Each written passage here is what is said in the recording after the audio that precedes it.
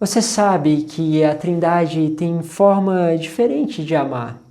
Uma das formas de amar é uma expressão de cada uma das pessoas da Trindade. Hoje queria falar sobre a forma de amor do Pai.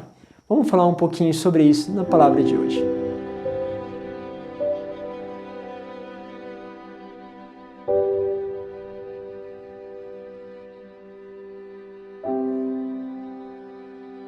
Em nome do Pai, do Filho e do Espírito Santo.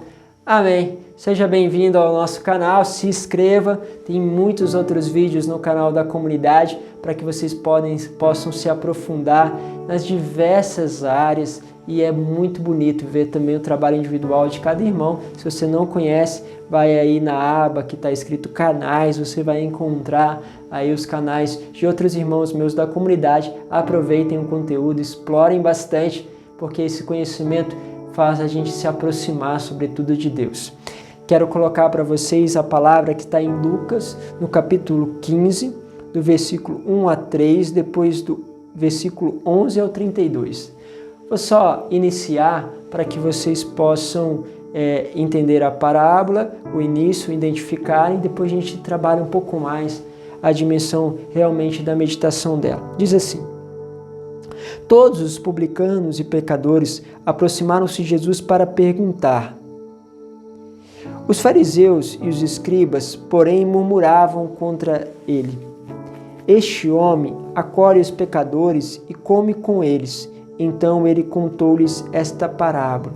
Um homem tinha 2 filhos. O filho mais novo disse ao pai: Pai, dai-me a parte na herança que me cabe. E o pai dividiu os bens entre eles. Poucos dias depois, o filho mais novo juntou o que era seu e partiu para um lugar distante. E ali esbanjou tudo na vida devassa. Quando tinha esbanjado tudo o que possuía, chegou uma grande fome naquela região e ele começou a passar necessidade. E aí nós sabemos que tem todo um processo de conversão deste filho. Bom, esta parábola, ela não é uma parábola relacionada ao filho, mas ao pai. O pai tem 2 filhos, um filho pede a herança. Pedir herança significa decretar a morte do pai. Decretar que o pai está morto. Isso é uma expressão muito forte. Imagine você com o seu filho e o seu filho decretasse que você não faz diferença na vida dele, que você está morto. Quantas vezes nós vivemos isso em relação a filhos ou em relação a amizades, aquela amizade que você tem, que você dava tanto valor, de repente é como se ela decretasse que você não tivesse mais valor. Isso é muito difícil. Isso muitas vezes causa raiva, ira, angústia, sofrimento. E esse pai faz uma coisa que poderíamos pensar errado. O que ele faz? Ele deixa o filho ir, dá o dinheiro e deixa o filho ir, sabendo que o filho iria se perder. Como é para um pai saber que o filho vai se perder e ainda deixar que ele vá? E aqui nós lidamos com uma característica do pai. O pai, mesmo sabendo que o seu filho iria se perder, ele dá um dom muito precioso ao filho, que é a liberdade. Uma das formas mais profundas de amar alguém é dar a ela a liberdade. A liberdade de não querer você. Ou isso chega a doer, de pensarmos que a gente precisa dar a algumas pessoas, como amigos, a liberdade dele não querer mais se relacionar conosco. Quantos de nós sofremos porque percebemos a indiferença de algumas pessoas para conosco, pode ser do pai, da mãe, e você precisa dar a liberdade a eles de não te escolher.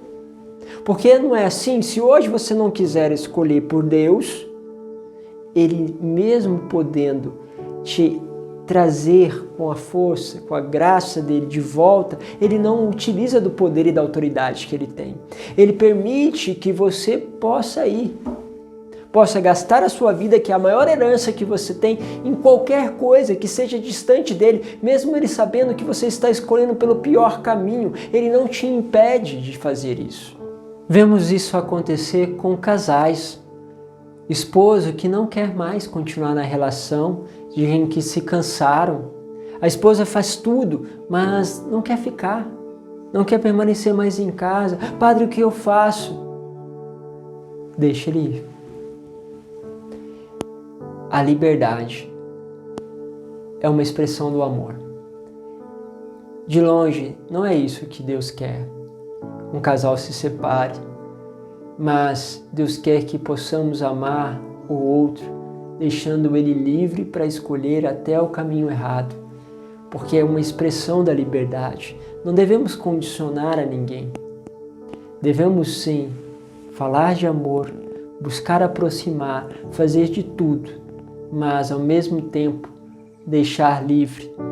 Quantas mães passam isso com os seus filhos?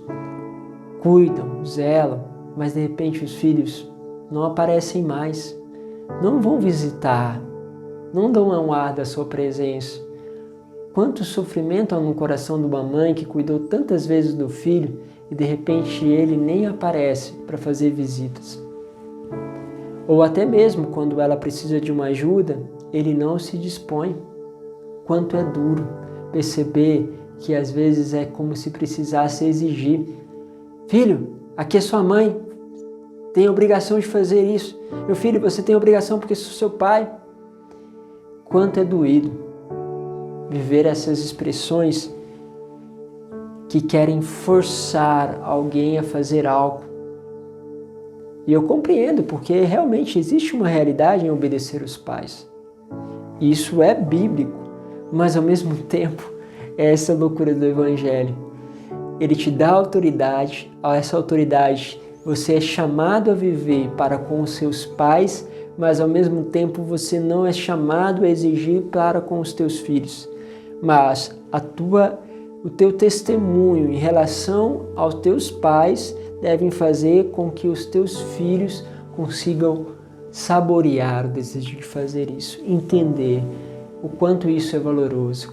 Porque se eles verem um pai que cuida dos seus avós, né, dos avós dele, que tem todo um cuidado, sem dúvida eles vão perceber o que significa isso. Mas você, ao mesmo tempo, não pode exigir que eles façam o mesmo por você. Tem que dar a eles a liberdade de amarem. Essa é uma loucura do amor de Deus, que está lá, como esse pai, esperando a gente voltar pelo caminho que nos leva à eternidade. Ele está esperando depois de nós termos gasto a nossa vida com tantas coisas que não tinham sequer valor. Nós estamos voltando para a casa do Pai. Ele está esperando, e louvado seja Deus se nós, depois de termos nos perdido com tantas coisas superficiais, receber o abraço do Pai, que não pergunta. Sabe quando aquele filho volta porque errou?